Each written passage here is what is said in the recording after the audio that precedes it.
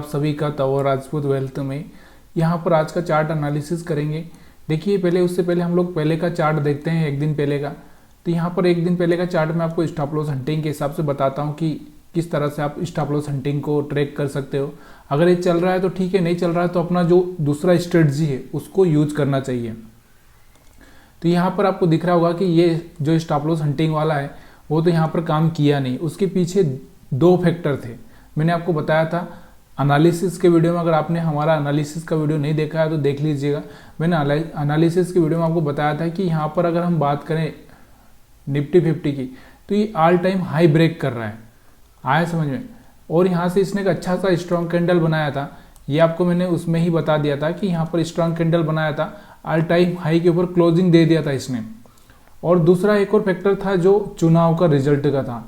चुनाव का रिजल्ट अगर गलत आ जाता, गलत का मतलब क्या होता है, देखिए जो स्टेबल सरकार है उसी स्टेबल सरकार में अगर चीज़ें चलती रहती है तो ये एक अच्छा सा। और दूसरा क्या, जो जब से मोदी सरकार आई आपको पता है कि 7,000 8,000 पे हमारा निफ्टी चलता था उस टाइम में। जब से आई मोदी सरकार तब से ये 20,000 पार कर चुका है, आपको भी पता है। तो सारा ये मोदी के ऊपर डिपेंड करता है, यानी कि जो गवर्नमेंट है गुड गवर्नमेंट के ऊपर सारा फोकस रहता ही है। तो इसके दो कारण थे। अब हम बात करते हैं कि आज हम लोग इसमें कैसे ट्रेडिंग कर सकते थे, उसका चार्ट एनालिसिस करेंगे। देखिए अगर हम बात करें यहाँ पर कि अगर हम लोग इस चार्ट के हिसाब से ट्रेडिंग करें जो आपको दिख रहा है, तो यहाँ पर आपको दिख रहा होगा कि गैप, अगर हम बात करें गैप अप की, तो गैप अप जो इतना बड़ा था कि ये नीचे तो आ नहीं सकता था। आपको भी पता है, मैंने हमेशा ही आपको जो समझाया है, जो स्ट्रेटजी मैं आपको समझा चुका हूँ। फिर से कभी अगर आपको नहीं समझ में आया तो मैं समझाने की कोशिश करूँगा। जो गैप अप है, ये गैप अप ये बहुत बड़ा है। अगर हम पॉइंट में बात करें यहाँ पे तो 20,550 के आसपास से लगा के 20,250, यानी कि करीबन 300 पॉइंट का गैप है ये। अब मैंने आपको बताया कि अगर निफ्टी में कम से कम 70 से 100 पॉइंट का अगर गैप हो जाए तो इसको फिल करना बहुत मुश्किल हो जाता है। तो ये फिल करना इतना आसान नहीं था, 300 पॉइंट का गैप। अब यहाँ पर निफ्टी के पास में क्या ऑप्शन है, निफ्टी के पास में ऑप्शन यही है कि उसको ऊपर जाना चाहिए या फिर यहीं पर एक रेंज बना देना चाहिए, यही ऑप्शन है, इसके सिवा कोई ऑप्शन नहीं है। तो देखिए यहाँ पर क्या हुआ, मार्केट नीचे आया, फिर से ऊपर गया, फिर नीचे आया। यहाँ पर कुछ ने सेल किया होगा, उनका स्टॉप लॉस हिट किया, फिर कुछ ने बाई किया होगा, उनका स्टॉप लॉस हिट किया, दोनों को ही निकाल दिया।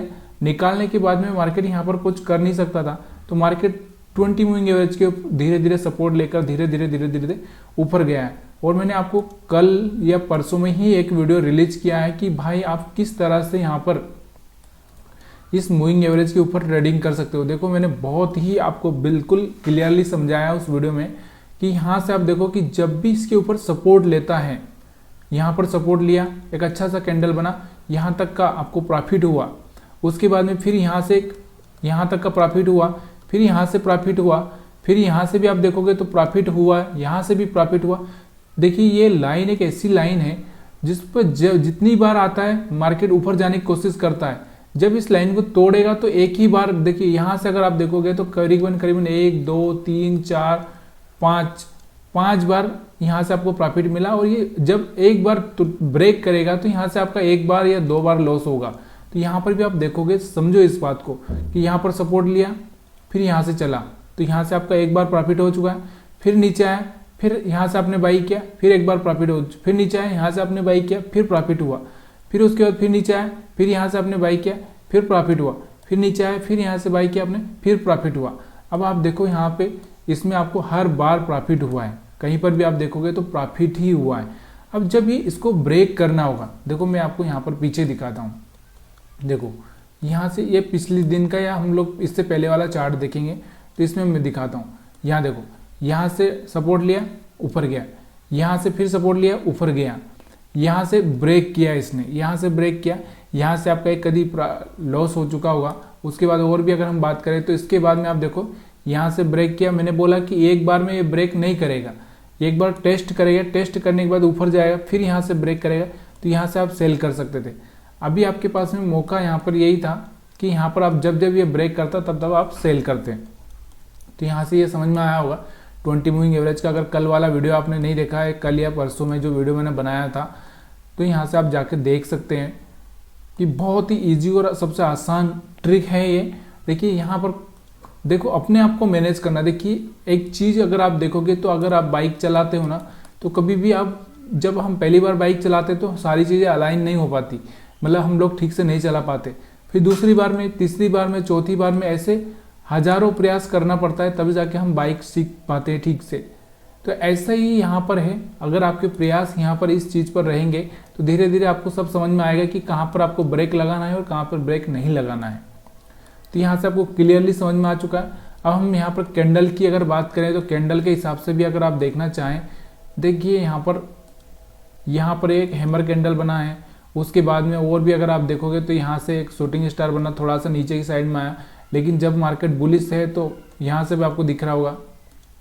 तो जब मार्केट बहुत ज़्यादा ही एक्सट्रीमली बुलिश है तो यहाँ से आपको ये चीज़ें, यहाँ से भी देखो यहाँ से बना है, तो यहाँ से बाइंग पर फोकस करना है। देखो एक बात तो क्लियर हो चुकी थी, पहली बात तो क्लियर हो चुकी थी कि यहाँ से नीचे तो नहीं जाएगा। क्यों नहीं जाएगा? क्योंकि गैप बड़ा हो चुका है। तो अब यहाँ से बाइंग में जाए या फिर साइडवेज हो, दो ही चीज़ें हैं। और जब ये 20 मूविंग एवरेज के ऊपर सपोर्ट ले रहा है तो हमको तो बाइंग ही करना है, इससे बड़ी बात और क्या हो सकती है। तो यहाँ से आपको समझ में आ चुका है। अब मैं बैंक निफ्टी का चार्ट समझाता हूँ। बैंक निफ्टी का चार्ट अगर हम देखें यहाँ पर, तो बैंक निफ्टी का चार्ट आपके सामने है। तो बैंक निफ्टी में भी सेम ही हुआ है, देखो सेम ही हुआ है। यहाँ पर भी अगर आप देखोगे गैप आप देखो तो यहाँ से 45,000 के नीचे था ये कुछ, हाँ 44,800-900 के आसपास कुछ होगा ये। यहाँ पर मेरे को एग्जैक्ट तो दिख नहीं रहा है, यहाँ से देख ही लेते चलो कितना था। यहाँ पर जो क्लोजिंग दिया था इसने 44,813 के आसपास क्लोजिंग दिया था इसने। उसके बाद ये खुला तो कहाँ पे खुला? सीधे यहाँ पर खुला ये 45,800 के आसपास ही समझो आप, 50 पॉइंट। तो यहाँ से आपको दिख रहा होगा कम से कम 900 पॉइंट का हम लोग यहाँ से गैप अप समझ रहे हैं। तो 900 पॉइंट वापस नीचे आना मजाक नहीं है ना, नहीं आएगा।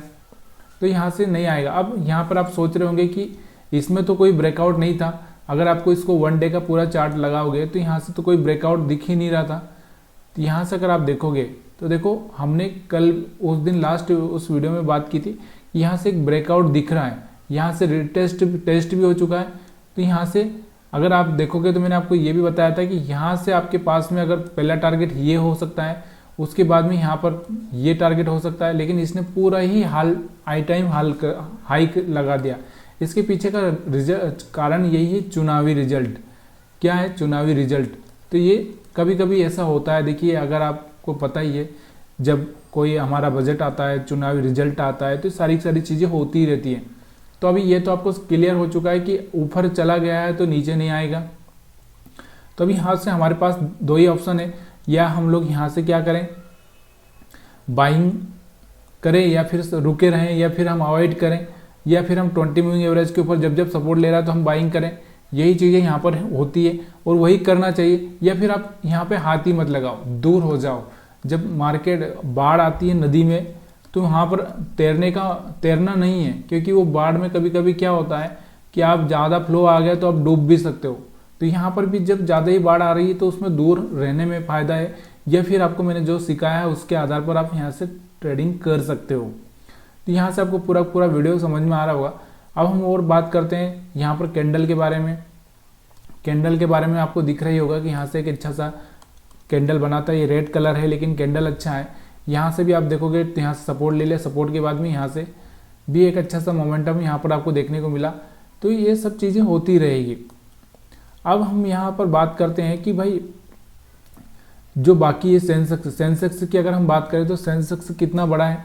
यहाँ से सेंसेक्स का अगर आप देखोगे तो सेंसेक्स की अगर हम बात करें तो सेंसेक्स से भी ऑल टाइम हाई पर चला गया। देखो यहाँ से 68,850 के आसपास चला जा चुका है। अब इस सब सवाल आता है कि इसमें इतना गैप अप हुआ तो ये स्टॉक्स ऐसे कौन कौन से भागे हैं। तो ये आपको खुद देखना चाहिए कि क्योंकि हर एक स्टॉक यहाँ पर आज 5% 10% में अपर सर्किट लगाया ही है।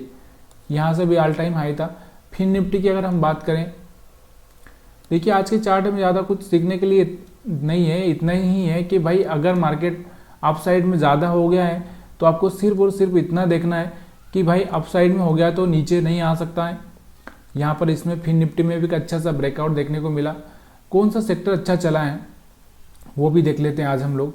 तो निफ्टी ऑटो की बात करें तो यहाँ से 1-1.25% चला है।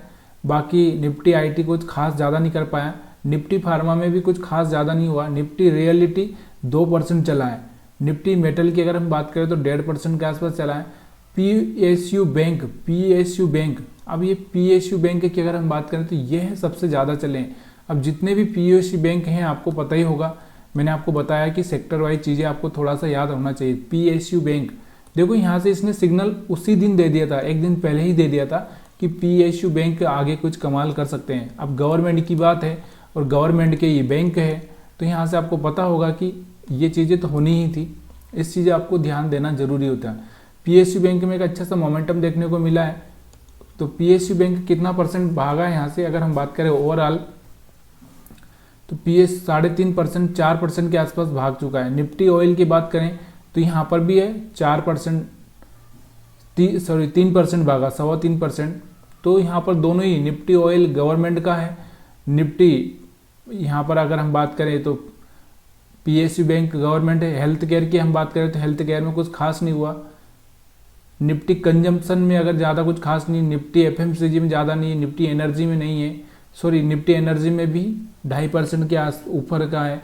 Nifty bank, Nifty infra energy, उसके बाद में PSU bank, oil and gas. तो ये सारे के सारे जो भी गवर्नमेंट से रिलेटेड ज़्यादा चीज़ें हैं। अगर हम लोग पीएसयू बैंक की बात करें, बैंक निफ्टी की अगर हम बात करें, निफ्टी ऑयल गैस की बात करें, तो ये सारे के सारे जो रिलेटेड गवर्नमेंट से है तो वो ज़्यादा भागे। बाकी हम एक एनर्जी का भी हम बात करें तो एनर्जी, क्योंकि मोदी सरकार ग्रीन एनर्जी को बढ़ावा दे रही है तो वो भी है। इंफ्रा तो आपको पता ही है कि इंफ्रा तो सब चलने ही वाला है। तो सारी चीज़ें यहाँ पर वही हुई है, आपको ये समझ में आ चुका होगा। अब मेरे को ज़्यादा कुछ बताने की ज़रूरत नहीं। अगर अगली बार से ऐसा कुछ रिजल्ट आए तो आपको याद रखना है कि गवर्नमेंट की चीज़ें कौन कौन सी है, क्योंकि अगर गवर्नमेंट की सरकार आएगी तो गवर्नमेंट क्या क्या किन चीज़ों पे फोकस करेगी। एक तो पीएसयू बैंक आपको पता होना चाहिए, ऑयल एंड गैस, उसके बाद में बैंक, जो भी जितने भी बैंक हो सकते हैं उनमें बैंक निफ्टी आ जाता है। उसके बाद में अगर हम बात करें तो इंफ्रा सेक्टर पर ज़्यादा ध्यान देगी, रियलिटी स्टॉक्स। तो ये 3-4 चीज़ें हैं जिनको जब भी कोई रिजल्ट आता है तो उन चीज़ों पे आपको ध्यान देना ज़रूरी होता है। अब यहाँ पर कोई स्टॉक ऐसा भी हो जाता है कि जो सरकार का कुछ खास हो तो उसके हिसाब से भी चलता है मार्केट।